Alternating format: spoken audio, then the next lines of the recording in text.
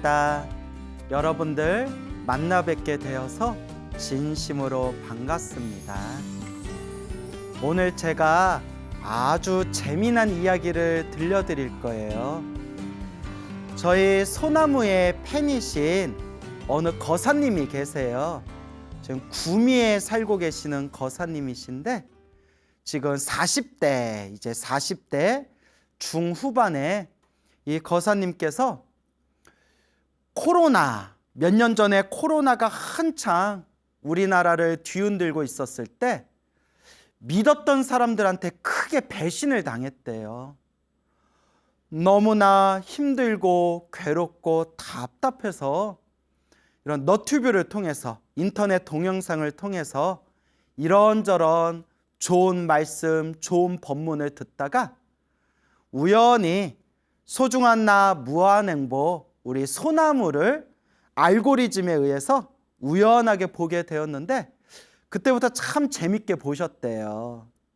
근데 이 거사님이 하시는 말씀이 힘들고 괴로울 때 기도해라, 기도해라 라는 말을 처음에는 잘 이해가 되지 않았다고 합니다.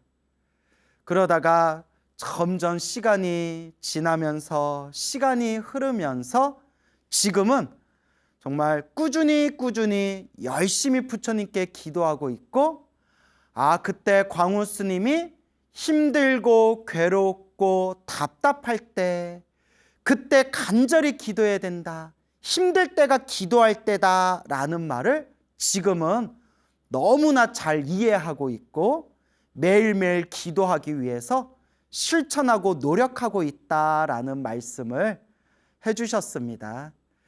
그러면서 이 거사님께서 우리 소중한 나 무한행보 소나무에 나오는 그런 우리 불자님들, 신도님들의 불보살린 가피 이야기를 보면서 또 저승에 갔다 온 이야기, 저승사자 만난 이야기, 염라대왕 만난 이야기들을 소나무를 통해서 듣게 되면서 나도 내가 젊었을 적에 체험했던 내 체험담을 소나무에 소개해야 되겠다라는 마음을 오랫동안 가지고 계시다가 얼마 전에 제 이메일로 당신의 아주 신비롭고 신기한 놀라운 체험담을 보내주셨습니다.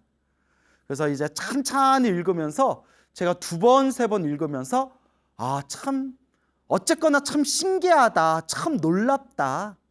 비록 한바탕 꿈이었지만 이 한바탕 생생한 꿈의 이야기지만 참 재밌고 놀랍다라는 생각이 들었습니다.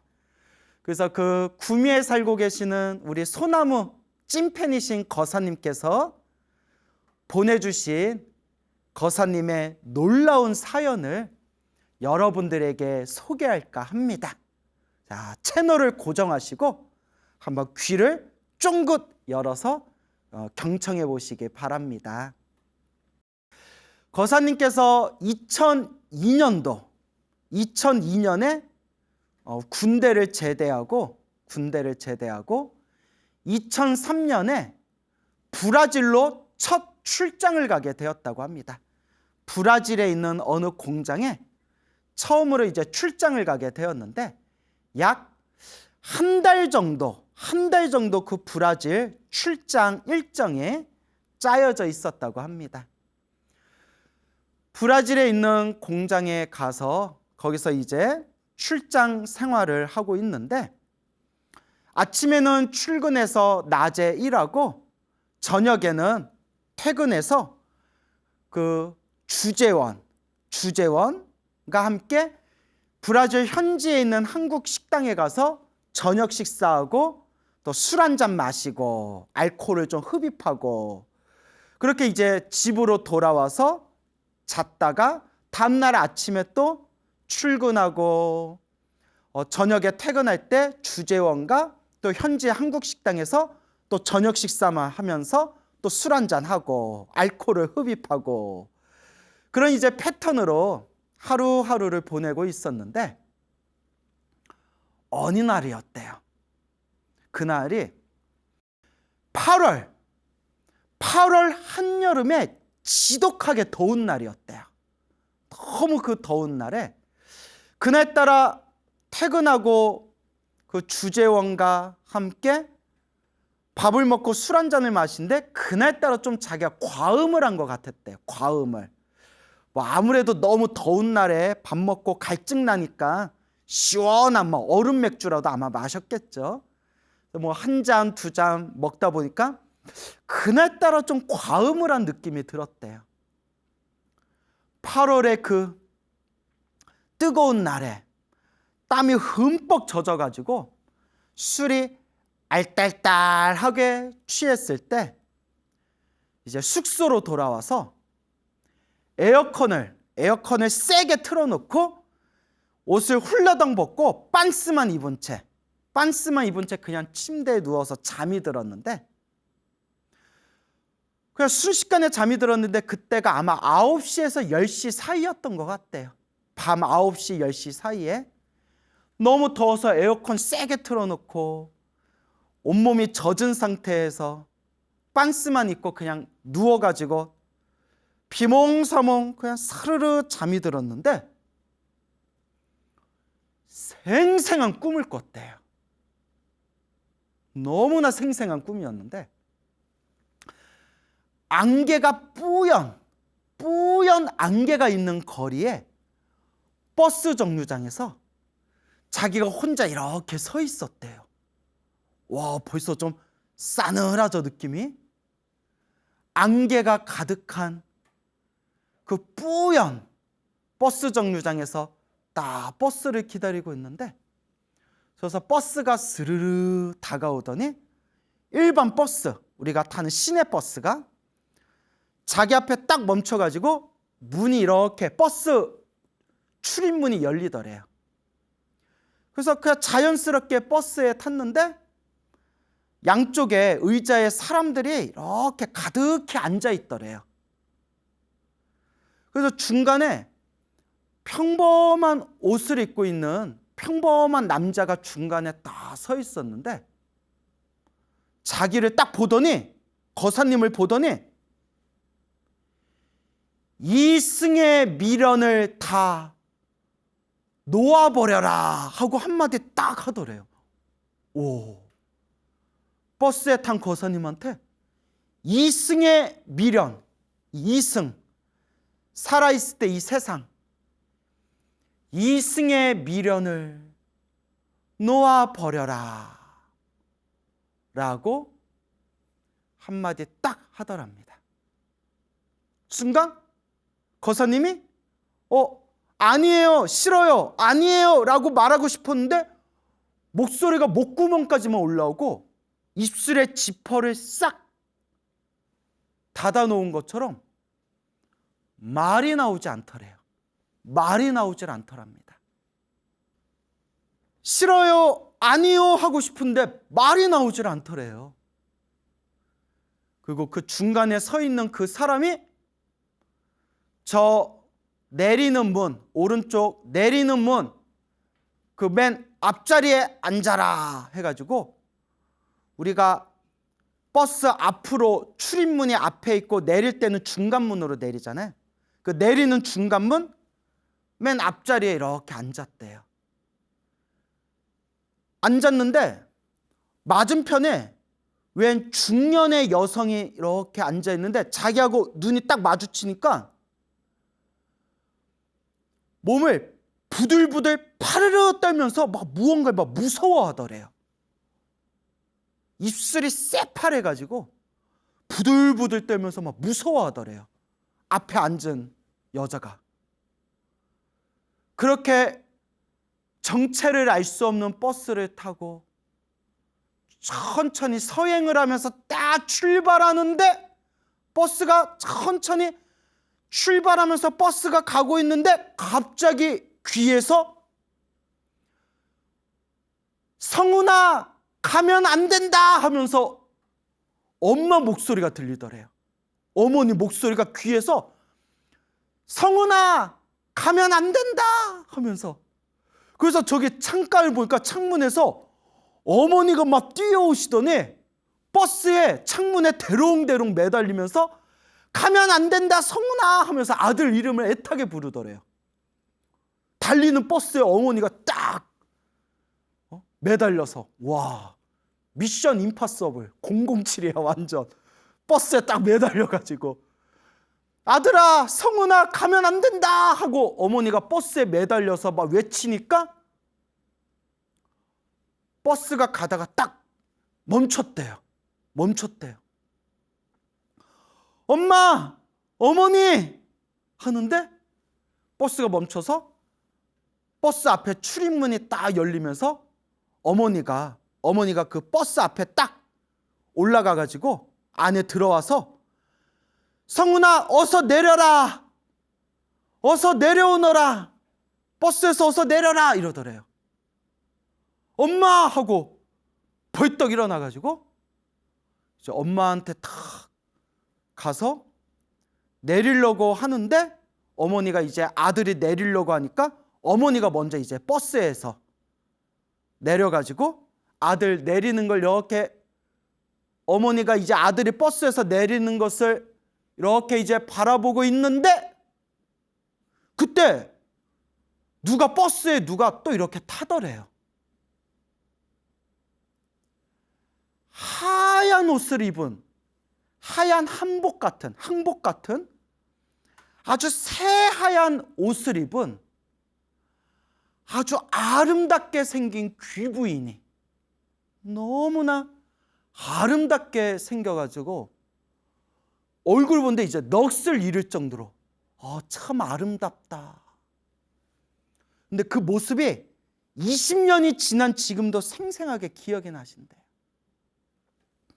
하얀 한복 같은 옷을 입고 머리카락은 어깨보다 조금 더 내려오는 생머리에 아주 아름다운 외모의 귀부인이 버스에서 싹 올라타는데 몸에서 이렇게 황금빛, 금빛이 몸에서 이렇게 은은하게 뿜어져 나오더래요.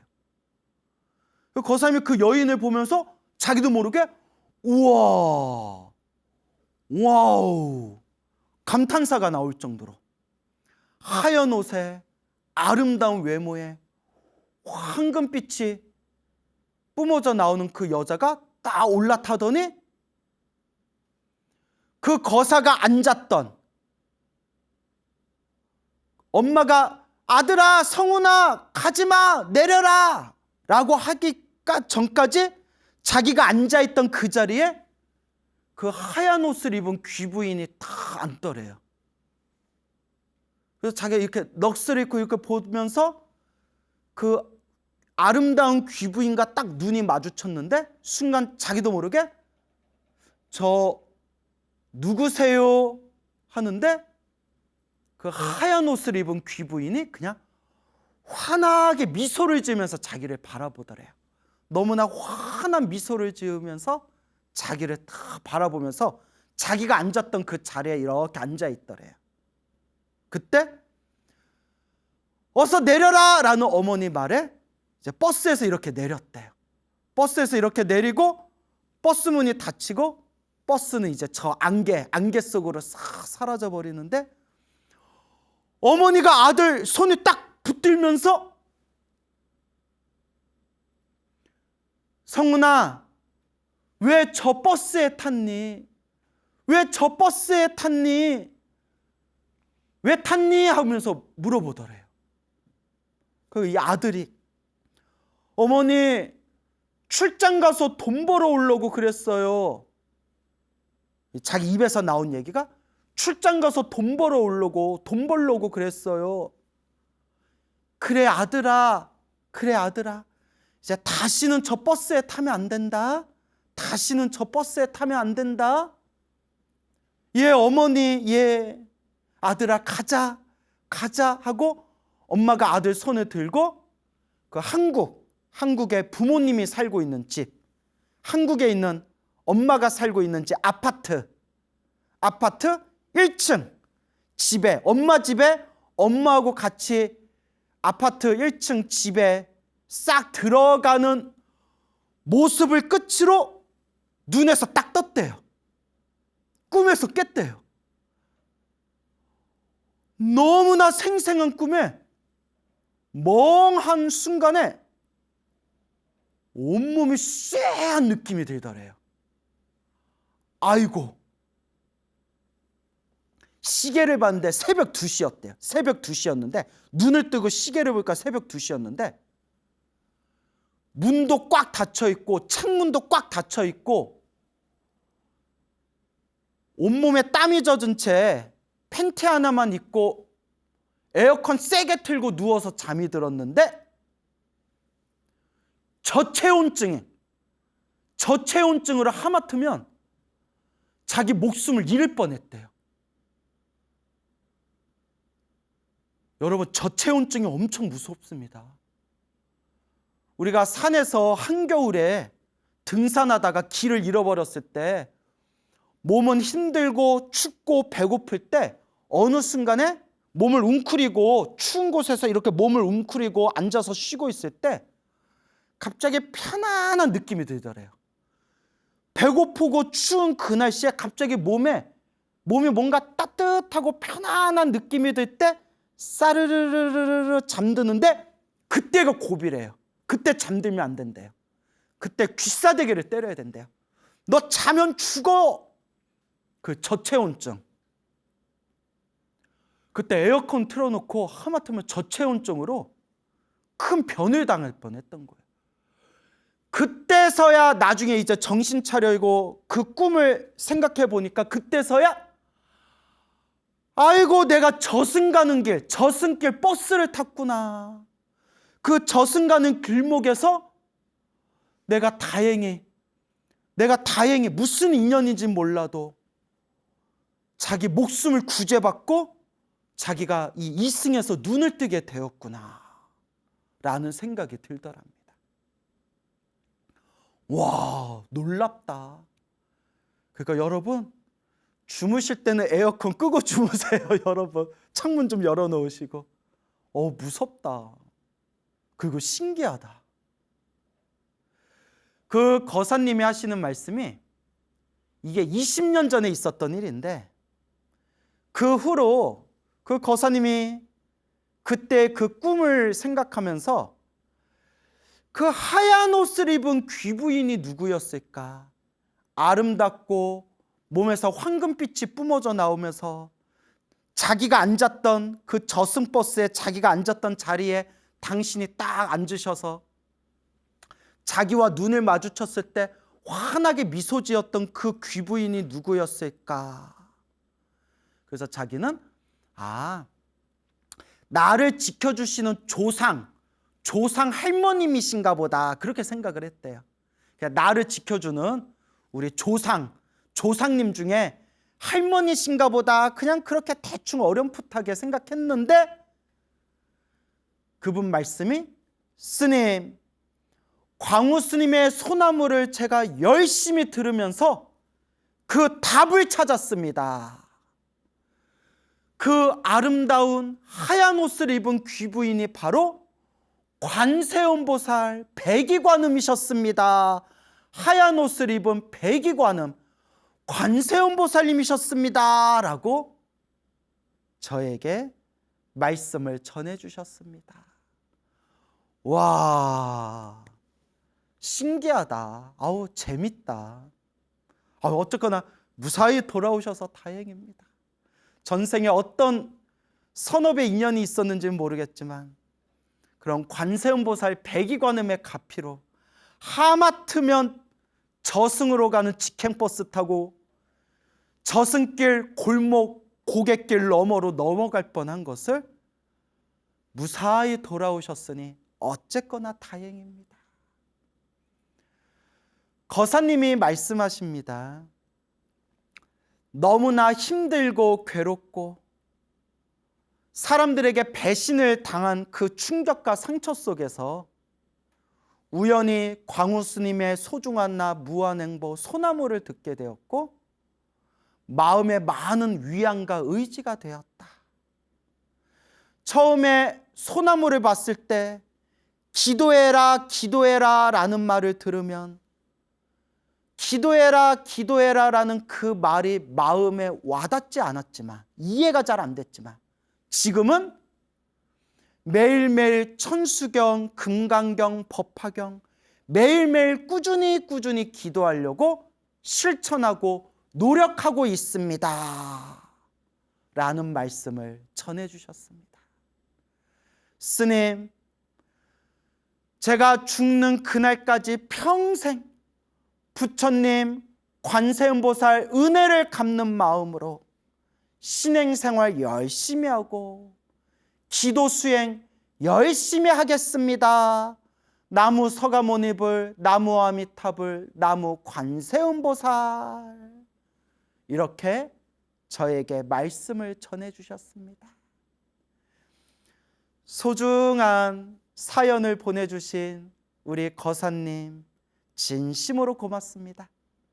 늘 건강하시고 편안하시고 행복하시고 불보살님 가피가 충만하시길 발언드립니다. 여러분, 두 번째 또 재미난 이야기 전해드리겠습니다. 이것도 너무 신기해요. 여러분이 혹시 새 집으로 이사를 갔는데 이사를 간 집에서 밤이면 밤마다 잠을 잘 때 매일매일 꿈속에서 온갖 별의별 귀신들이 나타나서 꿈속에서 나를 괴롭힌다면, 매일매일 밤이면 밤마다 꿈속에서 귀신이 나타나서 나를 괴롭힌다면 여러분들은 어떻게 하시겠습니까? 어찌하시겠습니까? 무섭고 무서운 일입니다. 요럴 때 요상한 사이비 같은 사람들 만나게 되면 돈도 날리고 몸도 마음도 너덜너덜, 꿈에서 귀신 만나는 것보다 더 큰 상처를 입을 수가 있습니다. 여러분, 우리 진정한 불자라면 요상하고 이상한 것에 관심을 기울이거나 마음을 뺏기지 마시고, 힘들고 괴롭고 이상한 현상이 내 주변에 일어날 때일수록 진정한 불자라면 오직 부처님, 오직 불보살님에게 의지하시기 바랍니다. 우리 불자들의 진정한 의지처는 바로 부처님, 불보살님이십니다. 어느 젊은 불자가 있어요. 나이가 젊은 어느 여성 불자님이 있는데 그 불자님도 우리 소나무의 찐팬이세요. 그 불자님이 저한테 얼마 전에 저한테 직접 해주신 따끈따끈한 이야기입니다. 이 여성 불자님이 지금 혼자 살고 계시는데요. 경기도 어느 큰 도시에 새로 지은 신축 오피스텔에 입주를 했대요. 그러니까 옛날에 있던 집이 아니라 새로 지은 신축 오피스텔, 도시 한가운데 있는 역세권 신축 오피스텔에 입주를 했는데, 이삿짐 다 풀고 완전히 이제 이사를 가서 이제 새 집에서 생활을 하는데, 어느 날부턴가 잠을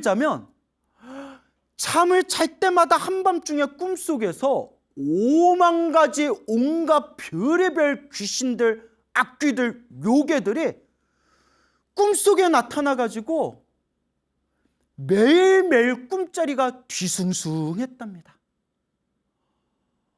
왜 이러지? 왜 이러지? 그 제가 여쭤봤어요. 일주일에 몇 번의 귀신 꿈 꿨어요? 밤이면 밤마다 잠잘 때 일주일에 6일 이상은, 일주일에 7일은 밤이면 밤마다 오만 귀신들이 꽉 차가지고 오만 귀신들이 난리 부르스를 치는 꿈을 매일매일 꿨다는 거예요. 그래서 여러분, 어쩌다 귀신 꿈꾸는 건 괜찮아요. 여러분, 우리가 예를 들어 잠자기 전에 공포 영화를 보고 잤다거나 무슨 인터넷 동영상에서 귀신 이야기를 듣고 잠을 잤다거나 몸의 컨디션이 안 좋다거나 하면 우리 이렇게 살다 보면 자다가 꿈에서 귀신 꿈 꿀 때도 있거든요. 그러니까 어쩌다 귀신 꿈 꾸는 거는 그냥 아유 개꿈인가 보다 하고 그냥 넘기시면 돼요. 꿈에 막 너무 일일이 집착하면 인생 사는데 피곤해요. 그런데 매일매일 반복적으로 똑같은 귀신 꿈을 꾼다면 이거는 진지하게 고민해야 돼요.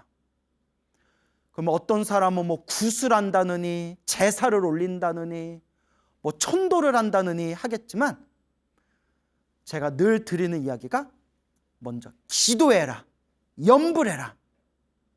기도와 염불부터 내 수행부터 시작해라 라는 말씀을 항상 간곡하게 드립니다.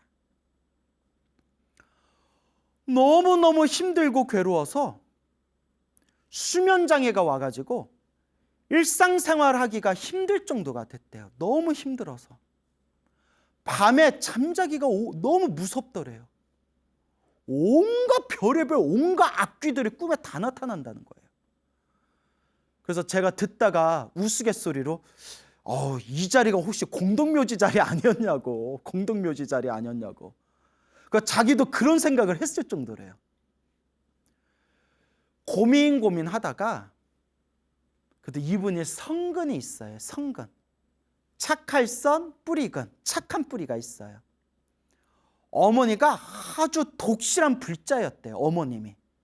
아주 독실한 불자였고 자기도 어렸을 때부터 절에 열심히 다녔대요.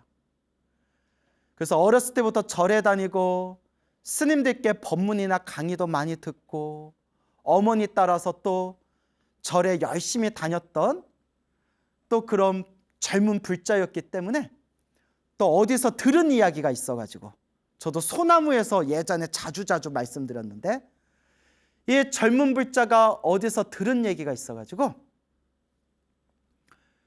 금강경, 그다시 금강경 CD 있죠. CD. 금강경 CD를 24시간 계속 틀어놨대. 24시간.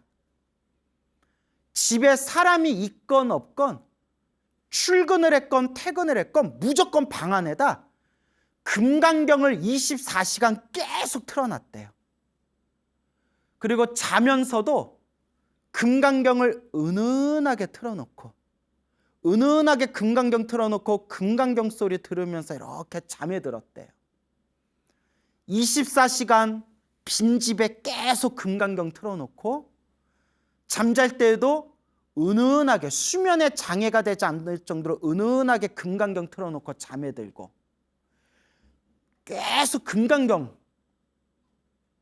여시암은 일시불 제사위고 기수고 고도건 여대 비구중 1250인구 금강경을 계속 틀어놨는데 처음 며칠 동안은 아무런 효과가 없더래요. 금강경 틀어놔도 그냥 꿈에서 계속 귀신들이 나오는데 아무 효과가 없었지만 이제 불심이 있으니까 어쨌거나 금강경 소리 들으면서 잠에 드니까 그래도 마음의 의지가 되더래요.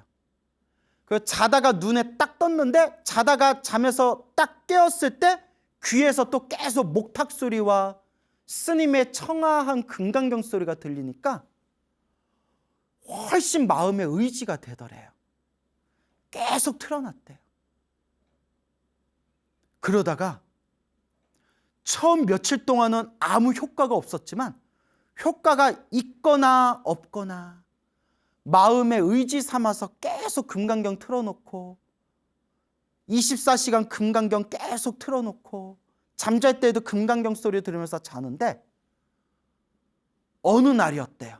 그렇게 며칠이 훌쩍 지나서 어느 날 또 꿈을 꾸는데 꿈에서도 그 똑같은 귀신들, 악귀들, 수많은 헤아릴 수 없는 수많은 귀신들이 또 눈앞에 다 보이는데 귀신들이 막 귀를 막고 막 온몸을 막 비틀면서 막 괴로워하면서 귀신들이 막 비명을 지르더래요. 꿈속에서 귀를 막고 막 온몸을 비틀면서 막 비명을 지르면서 꺼줘! 제발 꺼줘! 저 소리가 너무 괴로워. 저 소리 좀 꺼줘! 귀신들 막 비명을 지르더래요. 그리고 꿈에서 저 금강경 소리 좀 꺼줘! 라고 얘기하는 게 아니라 그 귀신들이 그게 금강경인지 아닌지를 귀신들이 알았는지 모르는지 모르겠지만 뭐라고 표현하면 연불 소리라고 표현했대요. 꿈속에서. 제발 저 연불 소리 좀 꺼줘. 너무 괴로워. 저 연불 소리 좀 꺼줘 하면서 막 악귀들이 귀를 막고 온몸을 막 비틀면서 막 괴로워하면서 부들부들 떨더래요. 그리고 잠에서 딱 깼는데 처음 있었던 꿈이라서 신기하다. 꿈속에서 귀신들이 꿈에서 나타나면 나를 괴롭혔는데 오늘 처음으로 귀신들이 귀를 막고 막 온몸을 비틀면서 괴로워하면서 제발 저 연불 소리 좀 꺼달라고. 그러니까 희한해요. 며칠 동안은 효과가 없다가 그 며칠이 지나면서 이제 점점 효과가 생기는 거예요. 그러니까 우리가 꾸준히 해야 돼요, 여러분. 한두 번 하고 효과가 있니 없니 하지 말고 나는 죽어도 부처님만 믿는다라는 마음으로 꾸준히 해야 돼요. 계속 그렇게 금강경 틀어놓고 금강경 소리 들으면서 잠을 자는데 그날부터 눈에 확연하게 보일 정도로 효과가 있더래요. 뭐냐? 예전에 꿈을 꾸면 그 자기가 살고 있는 공간의 벽에, 천장에, 바닥에 오만 귀신들이 꽉 차 있었는데 꿈을 꿀 때마다 귀신들 숫자가 훅 줄어들고 또 꿈을 꾸면 귀신들 숫자가 훅 줄어들고 또 꿈을 꾸면 귀신들 숫자가 훅 줄어들고 꿈 꿀 때마다 귀신들 숫자가 막 줄어들더래요. 퍽퍽 줄어들더래요. 희한하다, 신기하다. 자기조차도, 그 불자님도 저한테 하는 얘기가 스님, 광우 스님, 제가 체험했지만 제가 생각해도 신기해요. 그렇게 몇 달이 지났을 때 마지막 꿈에 귀신 딱 2-3명이 남아있더래요. 귀신 딱 2-3명이 남아있는데 그나마 꿈속에 남아있던 그 귀신 2-3명도 몸이 비리비리 온몸에 힘이 쭉 빠져가지고 그냥 피죽도 못 얻어먹은 사람처럼 비실비실해가지고 힘을 못 쓰고 꾀죄죄 하더래요. 그 꿈을 마지막으로 그 2-3명 남아있던 그 귀신들이 피틀피틀 비리비리 힘이 쭉 빠진 모습을 끝으로 꿈에서 더 이상 귀신이 나타나질 않더래요. 지금 몇 달, 거의 몇 년이 지났는데 그 후로 한 번도 귀신이 나타나질 않더래요. 한 번도.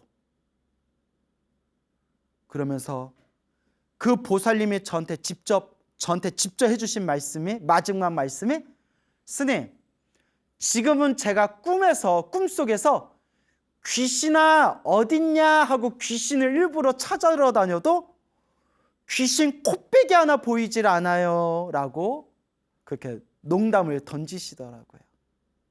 그러면서 스님, 저는 지금도 잠잘 때마다 금강경이나 나무 아미타불 연불이나 관세음보살 연불 틀어놓고 지금도 항상 연불 소리 은은하게 틀어놓고 잠에 듭니다. 부처님 가피가 분명히 있다는 것을 저는 100% 믿습니다 라는 말씀을 전해주셨습니다.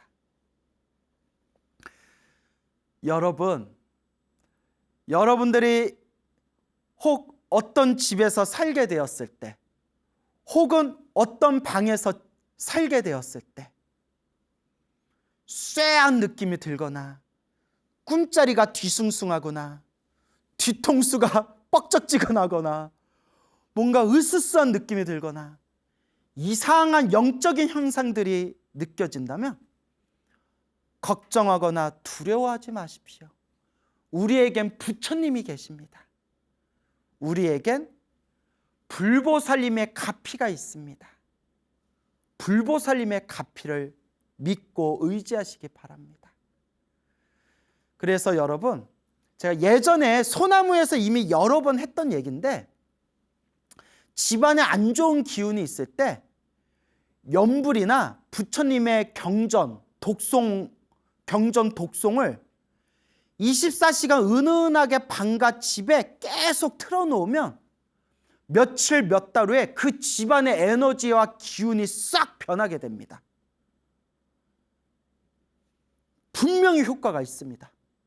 분명히 효과가 있고 이것을 체험하신 불자님들이 많았는데, 이번에 또 새로운 체험을 하신 불자님, 그 여성 불자님의 이야기를 제가 전해 들으면서, 이야, 정말 효험이 있구나, 정말 효과가 있구나 라는 걸 다시 느끼게 됩니다. 그러니까 여러분, 우리 공포 영화 보면, 공포 영화를 보다 보면 어느 싸게 나온 집 있잖아. 항상 공포 영화에 보면 집이 싸게 나와. 근데 그 싸게 나온 집에는 항상 문제가 생겨. 막 지하실에 뭐가 묻혀 있다거나 귀신이 나온다거나. 그래서 시세보다 너무 싸게 나온 집은 우리가 한번 의심해 봐야 돼요. 공포 영화 패턴이잖아요. 그러면 공포 영화에서 그 집에 갔다가 막 이상한 냄새, 악취가 나고 이상한 헛개 들리고 이상한 환청이 들리고, 그러면서 막 마지막에 막 영화의 절정에 이르렀을 때 귀신들이 뛰쳐나와서 막 난리 부르스가 막 펼쳐지잖아요. 그런 걸 볼 때마다 제가 너무 안타까워요. 왜냐? 우리 집이 좀 이상해. 우리 집이 좀 이상해. 내가 자고 있는 방이 좀 이상해. 내가 잠을 자는, 내가 쓰고 있는 방이 좀 이상해. 여러분, 불자 여러분, 두려워하거나 걱정하거나 의심하지 마십시오. 우리 집 이상하다라고 느낄 때 금강경을 틀어놓거나 아미타불 관세음보살 지장보살을 틀어놓거나 부처님의 거룩한 말씀이 담겨있는, 이 부처님의 심오한 가르침이 담겨있는 경전을 계속 24시간 틀어놓으면 어떤 귀신이라도, 어떤 악귀라도, 어떤 나쁜 기운이라도 그 집에서 부처님의 찬란한 가피 광명 아래 모든 삿된 기운이 사라지게 될 겁니다. 부처님을 믿고 의지하시기를 바랍니다. 여러분, 우리가 삶을 살아가면서 우리 삶이 내가 생각하는 것처럼 항상 모든 일들이 술술 풀리지가 않습니다. 인생 살다 보면 힘들고 괴롭고 답답한 일이 있을 때도 있고, 인간의 상식으로는 이해가 되지 않는 일들이 주변에서 생길 때도 있습니다. 그리고 우리가 인생을 살다 보면 이런 이상한 영적인 형상을 만날 때도 있습니다. 내가 불교의 눈으로 보면 이런 모든 일들도 결국은 다 인연법입니다. 좋은 일이든 나쁜 일이든 다 내가 지은 업의 인연뿐이다. 그래서 여러분, 우리는 항상 좋은 인연을 지어야 됩니다. 우리는 늘 좋은 인연을 만들어야 됩니다. 우리는 항상 좋은 인연법을 닦아나가야 됩니다. 세상에 있는 모든 좋은 인연 중에서 가장 최고로 좋은 인연이 부처님과의 인연입니다. 부처님과 보살님들, 불보살님과 맺은 인연이 최고로 좋은 인연입니다. 그럼 부처님과 인연을 맺으려면 어떻게 해야 될까요? 맞습니다. 염불입니다. 염불해라. 내가 부처님 이름 한 번 부를 때마다 부처님과 인연을 맺게 되고, 내가 관세음보살 부르고 지장보살 부를 때마다 관세음보살님과 지장보살님과 인연을 맺게 되고, 내가 불보살님을 내 가슴에 품고 내 마음에 품고 한마디 한 구절 한 개송이라도 내가 불보살님의 말씀을, 진리의 말씀을 내가 되새긴다면 그만큼 불보살님과 인연을 맺게 되는 겁니다. 여러분, 염불하시기 바랍니다. 부처님과 아름답고 좋은 인연을 맺어가시기 바랍니다. 불보살님의 지혜와 자비의 광명이 늘 우리를 찬란하게 비춰주실 겁니다.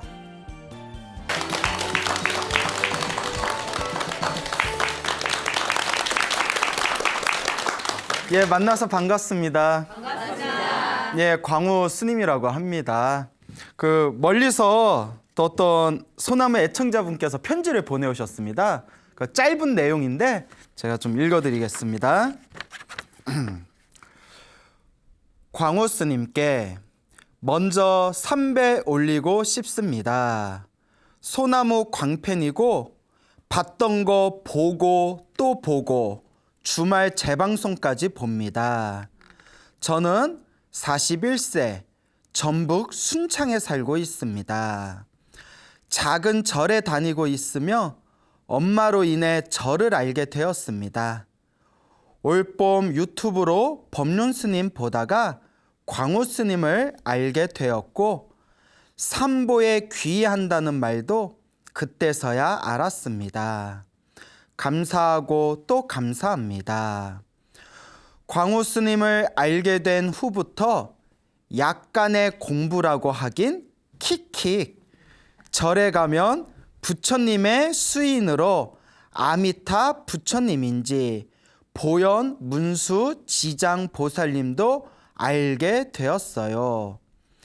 알아가는 게 재밌고 절에 가면 더 자세히 보고 한편으론 누가 알려줬으면 바람도 있었어요.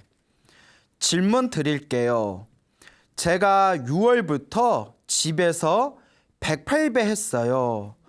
참회기도, 가족기도 보살님께서 집에선 하는 게 아니라고 하시네요. 잡귀신 붙는다고.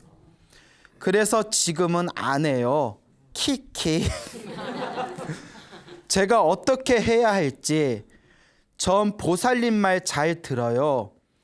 그런데 다시 108배 하고 싶기도 하고 무섭기도 하고 질문이 답답하죠? 집에선 천수경 반야심경은 잘 독송해요. 스님의 의견, 말씀 기다릴게요. 이상입니다. 예,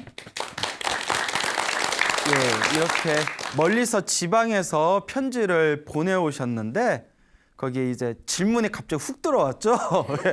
뜬금없이.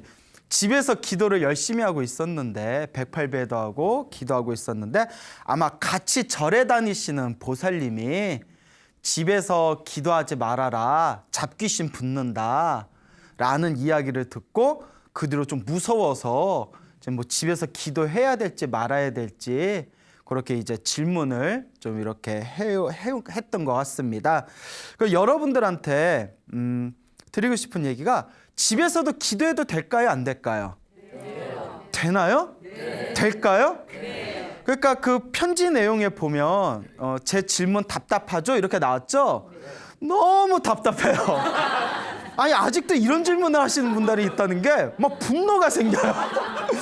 네, 어쨌거나 편지 보내주셔서 너무 감사하고 예 그리고 뭐 모르면 질문해야죠. 네. 근데 저희 소나무 프로를 보면 기도해서 갚이 받은 분들 이야기가 많이 나오지 않습니까? 네. 근데 기도해서 갚이 받은 분들 이야기를 이렇게 천천히 뜯어보면 집에서 기도해서 갚이 받은 분들 많이 나와요. 네. 절대 잡귀신 안 붙습니다. 오히려 집에 있는 잡귀신이 집에서 열심히 기도하면 튕겨져 나가요. 네. 자, 그래서 제가 항상 우리 불자분들한테 당부하는 게 우리 불교가 2600년 동안 내려오면서 이 2600년 동안 사실 사상적으로 많은 변화를 일으켰거든요. 그것도 문제가 뭐냐면 세계 각지의 나라에 이 부처님의 가르침이 전해지다 보니까 그 나라의 문화나 풍습이나 기존에 있었던 민속 고유 종교하고 이렇게 습합되는, 서로 섞여서 합해지는, 습합되어지는 어떤 형태의 불교가 나오게 되었거든요. 그래서 우리나라도 가만히 보면 말은 불교인데 이 한국 불교 내부 안에서도 굉장히 그 무속적인 그런 어떤 모습들이 많이 가라앉아 있거든요. 그래서 심지어는 진짜 부처님의 가르침과 예전부터 내려오던 민족 종교, 민속 종교의 가르침하고 그걸 구분하지 못하고 헷갈리는 분들도 굉장히 많습니다. 그래서 제가 항상 불자님들 당부드리는 게, 우리 불자로서 기도하고 공부하고 수행할 때 가장 중요한 기준이 되어야 하는 것이 바로 부처님의 말씀. 그러니까 부처님의 말씀을 모아놓은 경전을 근거로 삼아서 수행해야 된다. 제가 누누이 말씀드렸죠. 그러니까 부처님은 뭐라고 말씀하셨을까? 이게 가장 중요한 핵심이에요. 그래서 흔히 많이 받는 질문이, 스님 제가 금강경을 독송하는데, 직장 생활하느라 바빠서 금강경을 밤에 독송하는데, 어떤 분이 금강경 밤에 독송하면 절대 안 된다고 하는데 하면 안 됩니까? 아니요. 뭔 소리? BTN에서 밤늦게 금강경 틀어주는데 예? 뭔 얘기인지 아시죠? 네. 만약에 금강경을 밤에 기도하면 안 되면 BTN에서 왜 밤에 금강경을 틀어주겠어요? 밤에 이렇게 금강경 나오잖아요. 네. 예, 안 들어봤구나. 그러니까 제가 항상 얘기 드리잖아요. 부처님의 가르침은 아침에 기도하면 아침에 기도하는 대로 좋고, 밤에 기도하면 밤에 기도하는 대로 좋고, 새벽에 기도하면 새벽에 기도하는 대로 좋고, 언제든 부처님 기도는 하면 할수록 좋은 거다. 부처님 경전에는 언제 기도해야 된다라는 말이 없어요. 그냥 부지런히 꾸준히 해라. 그것도 어떤 분은, 스님 기도할 때 동쪽을 보고 할까요? 남쪽을 보고 할까요? 서쪽을 볼 거예요? 북쪽을 보고? 부처님의 경전을 보면 그런 내용 안 나와요. 예, 동서남북 사방팔방에 다 부처님이 계시지 꼭 어느 쪽을 봐야 된다, 이런 가르침은 없습니다. 동쪽에는 동쪽에 부처님이 계시고, 서쪽에는 서쪽에 부처님이 계시고, 그냥 하면 돼요. 네. 그렇죠. 네. 그러니까 우리가 부처님의 가르침을 이렇게 공부하다 보면 의외로 내가 알고 있는 불교적인 어떤 아르마리가 상당히 왜곡된 게 많았구나라는 걸 느끼게 돼요. 예를 들어 사실 저도 이렇게 소나무에서 가피 이야기를 하다 보면 그 기도하신 분들이 꿈에서 가피 받은 이야기 나오잖아요. 네. 그러면서도 저 항상 꿈에는 집착하지 말라고 했잖아요. 네. 근데 많은 분들이 또 꿈 해몽에 대해서 굉장히 궁금해해요. 네? 스님 나 꿈 좀 해몽해 주세요. 내가 뭐 해몽가요? 내가 어떻게 알아? 네. 자, 근데 부처님 경전에 봐도 꿈에 집착하지 말라고 나옵니다. 그러니까 우리가 부처님 경전의 가르침대로 공부하면 돼요. 그러니까 이와 같이 집에서 기도하면 안 된다라는 거는 굉장히 왜곡된 가르침입니다. 아니에요. 옛날 중국에 100여 년 전에 인광대사라는 연부를 평생 동안 수행해 오셨던 인광대사라는 큰 스님이 계셨는데, 그분은 뭐라고 하셨냐면 화장실에서 대소변을 볼 때도 연부라라고 했어요. 화장실에서 대소변을 볼 때도 연부를 끊기지 말라라. 항상 연부를 가슴에 품고 살아라. 대신 화장실에서 대소변 볼 때는 소리 내지는 말아라. 예? 소리 내서 연부를 하지 말고 마음으로는 계속 연부를 해라. 예? 그래서 어떤 분이 스님 부처님을 생각하면서 연부를 하는데 더러운 대소변 보면서 부처님 하면 부처님이 아우 더러운 거 대소변을 보면서 날 불러? 염치도 없는 거, 이렇게 생각하지 않을까요? 아니에요. 반야심경에 나오잖아요. 불구 부정, 더러운 것도 없고 깨끗한 것도 없다. 더럽다 깨끗하다는 건 우리 번뇌가 만든 작용이에요. 부처님은 그런 어떤 더럽다 깨끗하다에 구분하지 않습니다. 그래서 오히려 연부라는 그 연부를 신행하는 불자가 연부를 하면 할수록 공덕이 쌓이는 거지, 우리가 이 연부를 하면서 더럽다 깨끗하다, 깨끗한 데선 연부를 하고 더러운 데선 연부를 하면 안 된다, 이런 마음도 하나의 상입니다. 그래서 우리 소중한 질문해 주신 우리 그 불자님께서도 오늘을 통해서 꼭 이해하셔야 되는 게 집에서 기도해도 된다 안 된다? 된다. 집에서 오히려 기도해라. 절에서 기도하는 걸 원칙으로 하되 절에서 기도하면 땡 하고 집에서 놀지 말고 절에서도 기도하고 집에서도 기도하고 집에서도 기도하고 절에서도 기도하고 그래서 집에서 오히려 기도를 많이 하면 집안의 기운이 더 맑아집니다. 그래서 우리 불자님들이 반드시 공부할 때 경전 공부를 하셔야 돼요. 경전의 근거를 둬서 부처님은 어떻게 가르치셨나 하고 공부를 해야 됩니다. 지장보살을 기도하시는 분들은 지장경을 꼭 읽어보셔야 돼요. 관음기도 하시는 분들은 관세음보살 보문품을 꼭 읽어보셔야 돼요. 무슨 말인지 알겠죠? 네. 아주 핵심입니다. 그리고 우리 주변에 보면 실제로 절에는 많이 다녔지만 절에는 오래도록 다녔지만 절에 오래도록 다녔으면서도 왜곡된 지식을 가진 분들이 많아요. 그러니까 불교 공부를 하려면 경전 공부를 많이 하신 스님에게 공부를 해야지 어설프게 절에 많이 다니신 분들 이야기에 귀 기울이지 마세요. 가만히 보면 제대로 알지도 못하면서 사람들한테 이래라 저래라 이래라 저래라 하는 분들이 많아요. 큰 사찰에 있다 보면 별의별 일들이 다 있어요. 예? 그래서 그 새로 오신 신도분이 스님 법당에서 절하는데 저 절에 못 나오겠어 이러는 거예요. 왜 그러니까 절에 오래 다니신 할머니 보살들이 기도 좀 하려고 하면 옆에서 엄청 잔소리한대요. 뭐는 어떻게 해라 뭐는 어떻게 해라 뭐는 어떻게 해라. 근데 문제가 뭐냐면 제대로 가르쳐주면 좋은데 스님하고 가르쳐준 거고 다르게 가르쳐준다고. 그래서 제가 그건 또 이제 그분들의 업이다. 그분들의 업이고 무엇보다 중요한 거는 불법을 공부할 때는 반드시 부처님의 경전, 부처님의 말씀을 근거로 공부하고 질문을 할 때에도 내 주위에 절에 오래 다닌 사람들한테 물어보지 말고 반드시 경전 공부를 많이 하신 스님들께 여쭤봐라. 그래서 제가 항상 하는 얘기 있잖아요. 진로는 의사에게, 약은 약사에게, 부처님의 가르침은 스님들에게. 이걸 명확하게 이해하시길 바랍니다. 자, 그래서 이런 상식적인 걸 우리가 지켜나가면 우리가 부처님의 가르침을 공부하는데 아마 큰 어려움이 없을 겁니다. 알겠죠? 네. 그래서 편지 보내주신 우리 불자님도 집에서 마음껏 기도하시길 바랍니다. 집에서 기도하는 거는 아주 좋은 불자로서의 생활 습관이 된다. 이렇게 명심하시길 바랍니다. 그래서 이제 집에서 기도를 해서 가피를 받으신 어느 불자님의 이야기를 해드릴게요. 지금 저희 화계사에서 공부하고 계시는 불자님이신데 여자세요. 여성 불자님이신데 보살님이신데 지금 연세가 50대 초반이세요. 평소에 불교에 대해서 전혀 관심이 없으셨대요. 그러다가 어느 날 유튜브에서 소나무를 듣게 되었는데 너무 재밌더래요. 내 입으로 얘기해서 미안해요. 너무 재밌어서 자꾸 듣다가 기도 이야기, 불교 이야기, 가피 이야기 그러면서 점점 불교에 대해서 관심이 많아졌답니다. 그래서 불교에 대해서 관심이 많아지고 기도도 집에서 시작하게 되면서 부처님 가르침을 제대로 공부해 봐야 되겠다 해가지고 제가 있는 화계사 불교대학에 오신 분이에요. 근데 이분께서 저한테 직접 아주 재미난 얘기를 해주셨어요.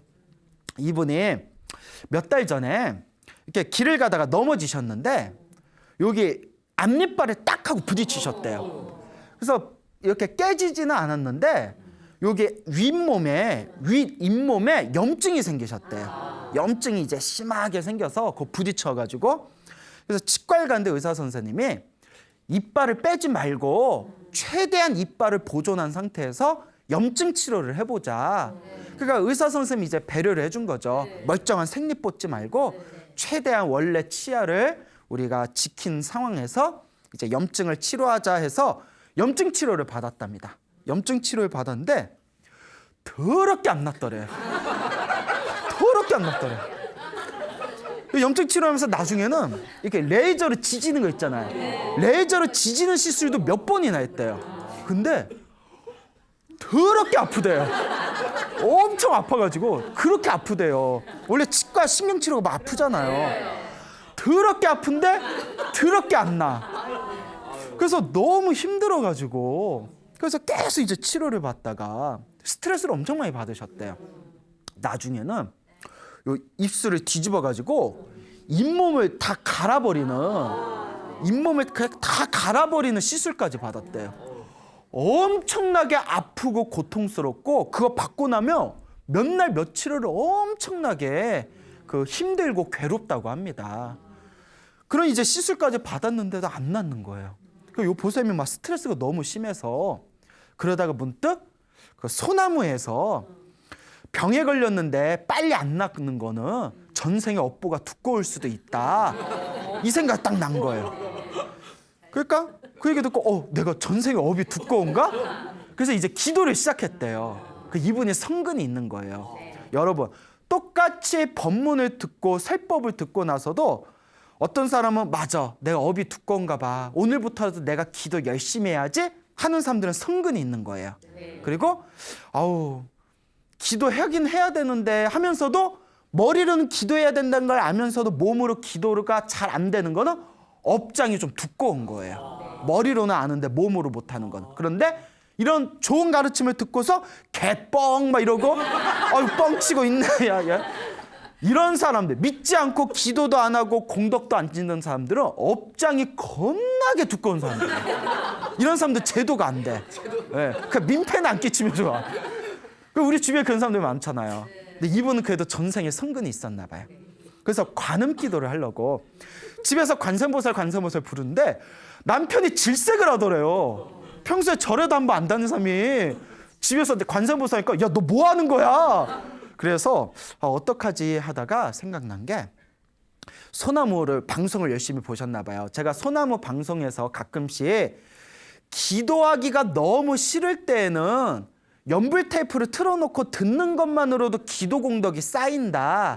이런 이야기를 몇 번 했거든요. 기억나세요? 네, 진짜요? 예.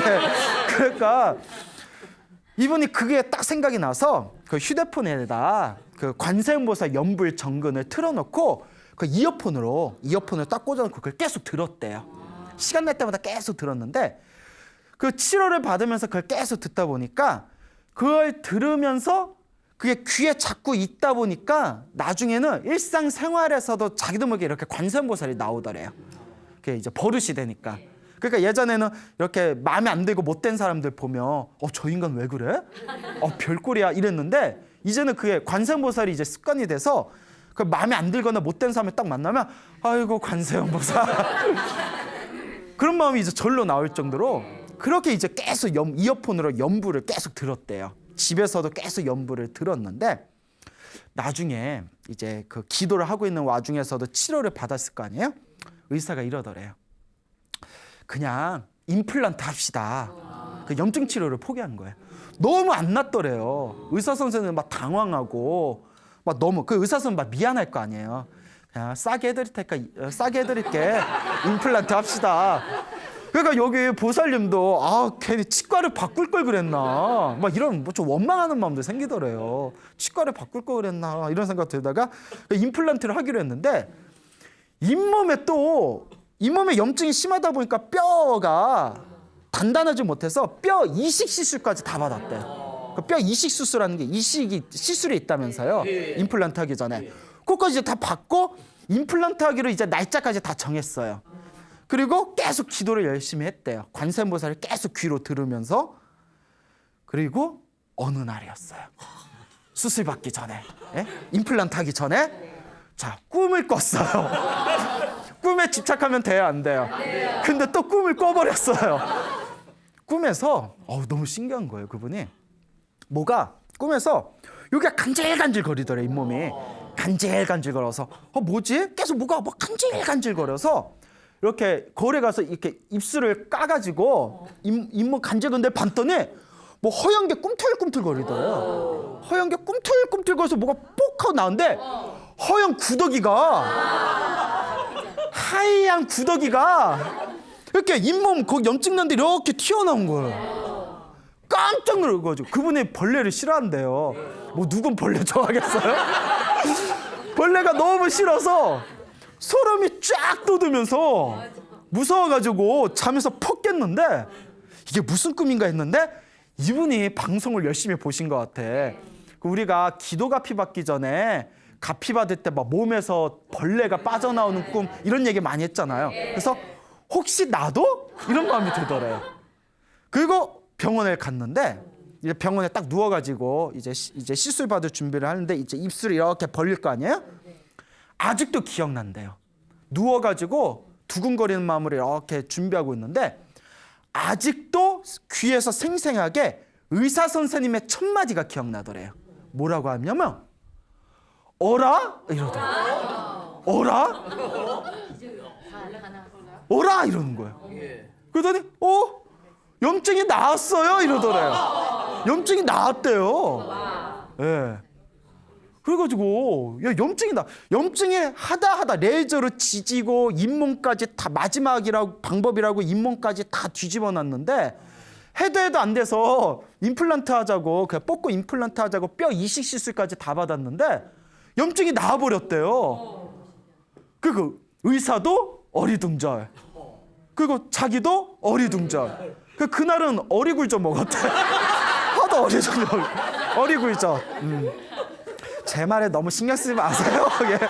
하여튼 그래서 너무 놀래가지고 그래서 그렇게 잇몸이 나왔답니다. 근데 그 보살님이 저한테 하신 얘기가 솔직히 좀 부끄럽대요. 왜냐하면 자기가 기도를 엄청 열심히 한 것도 아니고 집에서 틈틈이 관세음보살 연불 그 소리만 열심히 들은 것뿐이 없고 뭐 딱히 기도 열심히 한 것 같지도 않은데 이런 그 꿈에서 그런 꿈을 꾸고 방송에서만 보던 걸 실제로 경험하니까 너무 신기하다고. 그래서 제가 말씀드렸죠. 전생에 지어놓은 복이 많으면 효과를 좀 빨리 보고 전생에 지어놓은 그 복이 부족하고 업장이 두꺼우면 효과를 좀 더디게 본다. 효과를 빨리 보든 더디게 보든 반드시 공덕이 있다라고 이제 말씀을 드렸습니다. 그래서 앞으로도 지금 같은 마음으로 열심히 기도 정진하세요. 그래서 저도 방송에서 할 얘기가 하나 생겨서 좋네요. 네, 고맙습니다. 이렇게 또 말씀을 드렸죠. 그러니까 말로 따지지 말고 머리로 굴리지 말고 묵직하게 부처님의 가르침을 믿고 한번 기도해 보시길 바랍니다. 그래서 또 어느 불자분은 직장 생활을 하다 보니까 집에 일찍 출근하고 그리고 이제 퇴근해서 집에 오면 또 뭐 퇴근 뭐 이렇게 출퇴근 시간 뭐 합치면 뭐 왕복으로 해가지고 몇 시간 된대요. 뭐 집에 왔다가 퇴근하면 전철 타고 버스 타고 하면 뭐 1시간 반 정도를 밖에 있으니까 또 집에 오면 기진맥진하잖아요. 막 어쨌든 막 회식할 때도 있고 뭐 또 집에 오면 또 집안일도 좀 도와주고 애들하고 놀아주고 하면 기도할 시간이 없더래요. 그래서 이분이 오고 가는 출퇴근 시간에 항상 그 시간에 이어폰을 탁 껴놓고 연불을 듣는데 계속 연불을 이렇게 연불을 탁 듣다가 또 이제 근데 그게 이렇게 쌓이고 그러니까 1시간 동안은 계속 연불을 듣는 거잖아요. 1시간 이상은. 근데 나중에 자기도 그런 어떤 가피, 은은한 가피를 받았다고. 그러니까 이 생활 속에 우리 불자들은 생활의 짜투리 시간을 잘 이용해야 됩니다. 기도할 시간 없다 하지 마시고 여러분들도 그 틈틈이 출퇴근 시간이나 집에서 뭐 남는 시간에 틈틈이라도 기도하시면 반드시 알게 모르게 우리의 삶의 은은한 가피를 얻게 될 것이다. 명심하시길 바랍니다. 네. 알겠죠? 네. 그래서 이제 또 우리 소나무 애청자분께서 또 직접 얘기해 주신 또 아주 재미난 이야기가 있습니다. 지금 연세가 75 정도 되시는 보살님이신데 근데 이제 뭐 아들 문제로 이렇게 상담을 하셨어요. 약 20년 전쯤에 아들이 이제 군대를 갔답니다. 작은 아들이 군대를 갔는데 20몇 년 전이면 지금보다도 좀 군 생활이 척박할 때였거든요. 그러니까 군대에 가면서 요 아들이 막 징징거리더래요. 엄마 어떡해. 그때 이제 애잖아요. 20살, 21살. 군대 가면 못된 고참들 만나면 막 3년 동안 고생한다는데 나 어떡해 막 이러더랍니다. 그래서 엄마가 기도 많이 해줄게 괜찮아 하고 이제 그 훈련소에 입대를 했는데 그 논산훈련소에 갔대요. 근데 그때 지금은 저도 잘 모르겠는데 군대 제대한 지 오래돼서 그 당시에 논산훈련소에서 이제 6주 훈련을 받으면 6주 맞나요? 네, 맞습니다. 예, 맞죠. 예, 고맙습니다. 예, 4주인가 6주가 헷갈려. 예, 논산? 논산. 예, 그래요? 그래서 이제 6주 훈련을 마치면 예, 가족들 면회한 뒤에 자대 배치 받았었나? 예, 맞군요. 그러니까 6주 훈련 딱 마치면 가족들이 와서 면회하고 이제 각자 자대 배치를 받았대요. 뭐 후방으로도 가고 전방으로도 가고. 그런데 이제 6주 훈련에 이제 6주 훈련 동안 어머님께서 보살님께서 관세음보살을 열심히 기도를 하셨대요. 연불 관세음보살 하염없이 기도를 하셨는데 이제 훈련이 끝날 때쯤에 어느 날 이제 방에서 집에서 이렇게 연불을 하고 있는데 비몽사몽에 누가 쓱 자기 앞에 나타나더래요. 근데 모습은 기억이 안 난대요. 하여튼 무언가가 자기 앞에 쓱 나타나더니 자기 눈앞에 손이 쓱 나오더래요. 손이. 손 처음 봐요? 왜? 손이 쓱 나오더니 뭘 이렇게 방바닥에다가 자기 코앞에다가 뭘 이렇게 놓고 사라지더래요. 그 환상이죠. 뭘 놓고 사라져서 뭔가 하고 봤더니 마늘 한쪽을 놓고 사라지더래요. 마늘 한쪽. 그러니까 환상이에요. 환상으로 마늘 한쪽을 딱 방바닥에 놓고 그럼 마늘 한쪽 뭐야? 마늘 한쪽이 뭐? 마늘 한쪽을 이게 뭔 뜻이지? 이해가 안 되잖아요. 왜 마늘? 왜 마늘을 왜 내가 이걸 기도하다가 왜 봤지? 근데 너무 생생하게 봤대요. 그리고 이제 아들의 6주 훈련을 마치고 이제 가족들하고 차를 타고 면회를 갔답니다. 면회를 갔는데 면회 가는 날 차 안에서도 그 염주 있잖아요. 그 누런색 그 염주를 막 이렇게 굴리면서 관세음보살 계속 불렀대요. 우리 아들 군생활 편하게 자대 배치 잘 되게 도와주십시오 하고 하염없이 관세음보살 불렀는데 또 순간 환상을 보셨대요. 뭘 그렇게 자주 봐? 환상 속에 그대 다니고 환상을 보셨는데 염주를 돌리다가 여기서 뭐가 메주콩 아시죠? 메주. 노란 메주콩 하나가 염주에서 톡 하고 떨어지는 환상을 보셨어요. 깜짝 놀란 거죠. 환상으로. 그러니까 마늘 한쪽, 메주콩 하나. 이게 무슨 뜻일까? 이해가 가세요? 안 가시죠? 그러니까 저도 뭐지? 이게 뭘까? 그게 이제 화두처럼 된 거예요. 그래서 일단 아들하고 만나서 이제 면회를 하고 이제 집으로 돌아왔답니다. 집으로 돌아왔는데 저녁에 아들한테 전화가 왔어요. 따르르릉. 받아봤더니 엄마, 그러니까 아들이 이제 공중 전화를 한 거예요. 큰일 났어. 어떡해? 왜? 면회가 마치고 나서 낮에 자대에서 장교들이 와서 이제 신입병들을 다들 데려갔다는 거예요. 1명, 2명 다 데려갔는데 지금 저녁이 됐는데 자기만 혼자 남아있다는 거예요. 아무도 자기 안 데려간다고. 나 이거 험한 데 가는 거 아니냐고. 아우지 당감. 예, 농담이고요. 나 이거 어떡하냐고. 그래, 아들 불안한 거예요. 혼자만 계속 남아있으니까. 또 어디 갈 때 우리 자대 배치 받을 때 동기하고 한두 명이라도 같이 가면 의지가 되잖아요. 그런데 같이 이렇게 담배 피면서 야 김성묘 재수없지 않냐? 막 이러면서 또 뒷담화하는 맛도 있잖아요. 화장실에서. 그러다 걸리면 또 몇 달 맞는 거고. 근데 내 동기들 다 갔는데 지금 해가 졌는데 아무도 나 안 데려가 이러니까 엄마도 막 불안한 거예요. 근데 이제 아들이 좀 철이 없는 것 같아. 엄마 자꾸 불안하게 왜 전화하고 그래? 그렇잖아요. 예. 그 엄마 얼마나 불안하겠어요. 아니야 괜찮아, 내가 알아볼게, 괜찮아 막 이랬는데 나중에 아들한테 전화가 자대 배치되고 아들한테 전화가 오고 나서야 드디어 마늘 한쪽 메주 하나의 뜻을 알겠더래요. 뭐였냐면 아들이 이제 나중에 전화가 왔대요. 그래서 자대 배치 잘 받았어? 그러니까 우리 자대 배치되면 고참이 야 집에 전화 한번 해라 하고 이렇게 공중전화에 가서 전화 시켜주고 하거든요. 그러니까 이제 엄마 저녁 8시쯤에 그 군용 이렇게 차가 하나 싹 와가지고 장교가 와서 야 너 아무개 누구 너 혼자 남았냐? 따라 이러더래요. 그래서 따라갔는데 요 가까운데 큰 군 병원에 갔대요. 군 병원에 가서 군대 병원 행정병으로 차출이 됐는데 딱 아시네. 겁나게 편한 자리래요. 그렇죠. 엄청나게 편하잖아요. 그렇죠. 군대 병원 행정병으로 차출이 된 거예요. 근데 고참들이 거기가 너무 편해가지고 얘들아 전방에서는 뜨거운 물이 귀해가지고 한겨울에도 막 차가운 물로 목욕하고 그러잖아요.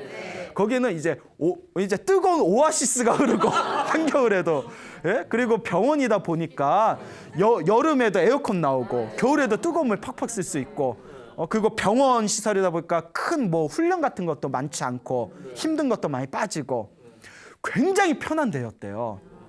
뭐라고 하냐면 소위 백이 없으면 갈 수가 없는 거예요. 그래서 고참들이 이렇게 담배 피고 뭐 고참들이 이렇게 이야기하면서 야 솔직히 말해봐 너 누구 백으로 왔냐? 이러는 거예요.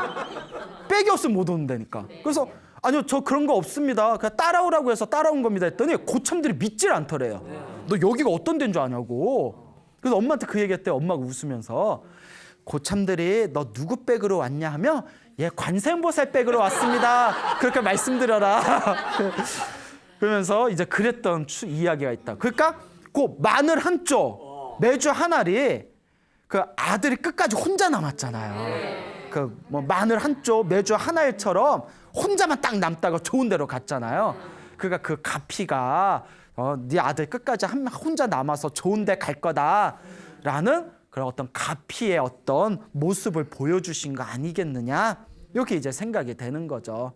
너무 신기하죠. 네. 그러니까 우리 주변에 보면 기도 정말 열심히 하신 분들 중에 정말 이런 가피 받은 분들이 너무나 많습니다. 너무 많아요. 그래서 특히 평소에는 이런 걸 경험했는데도 누구한테 차마 이야기를 못했던 걸 불교 TV에서 소나무를 통해서 그분들이 이제 용기를 내고 제보를 많이 해주세요. 그래서 제가 다시 한번 느끼는 게 우리 부처님 경전에 나오는 누구든지 괴로움에 빠진 중생이 한결같은 마음으로 간절하게 정성스럽게 염불하고 기도하고 복을 지으면 반드시 나를 보호해 주신다라는 부처님의 말씀이 거짓이 아니었구나라는 것을 우리 주변에 기도를 많이 하신 불자님들을 통해서 저도 새롭게 깨닫고 있습니다. 그러니까 기도를 많이 하세요. 알겠죠? 네. 첫째도 기도, 둘째도 기도, 셋째는 뭐 맨날 기도만 해. 셋째는 이제 복을 많이 지어야 돼요. 그냥 이기적인 마음으로 나 좀 도와주세요 하고 기도만 하면 안 되고 뭐 불우한 이웃을 돕는다든가 뭐 절에다가 쌀을 뭐 올린다든가 뭐 초를 올린다든가 뭐 절에 가서 설거지를 좀 한다든가 법당 청소를 한다든가 복을 함께 지어야 됩니다. 기도하고 복을 함께 지어야 효과를 빨리 볼 수 있다. 이런 것도 명심하시길 바랍니다. 알겠죠? 네. 또 우리 소나무 애청자이신 불자님께서 또 직접 해주신 얘기입니다. 지금 연세가 이제 60대 중후반이신 우리 그 보살님께서 소나무의 아주 애청자라면서 또 재미난 얘기를 해주셨는데 지금 부산에 살고 계세요. 부산에 있는 모 사찰에서 이제 열심히 기도 생활하고 계시다고 하는데 그 굉장히 재미난 얘기를 해주셨어요. 그분 원래 고향이 김천이었답니다. 그 김천 직지사라는 큰 절이 있는데 가보셨어요? 예, 그냥 한번 가봐요. 예. 뭐 안 가봤으면 가보면 되지. 김천에 직지사라는 큰 절이 있는데 자기 고향이 그 직지사 근처였는데 30대였대요. 당신 30대였을 때 그 김천 직지사에 있는 어느 큰 스님에게 그 이렇게 불심이라고 한자로 불심이라는 그 액자를 하나 받았대요. 그래서 액자 표구를 아주 크게 해가지고 그걸 이제 집에다가 자기 자는 방에다 이렇게 걸어놨답니다. 불심 해가지고 그 이제 액자 표구 한 거면 또 이제 무겁잖아요. 그 밑에서 20일 정도를 잤대요. 20일 정도를 이렇게 잤는데 밑에서 한 20여 그 액자를 걸어놓고 20여일 정도 지났을 때 밤 11시로 기억된대요. 그때 30대였을 때 지금부터 한 30년 전이었겠죠. 그때 이렇게 잠을 자다가 귀에서 뻥 하고 대포 터지는 소리가 들렸대요.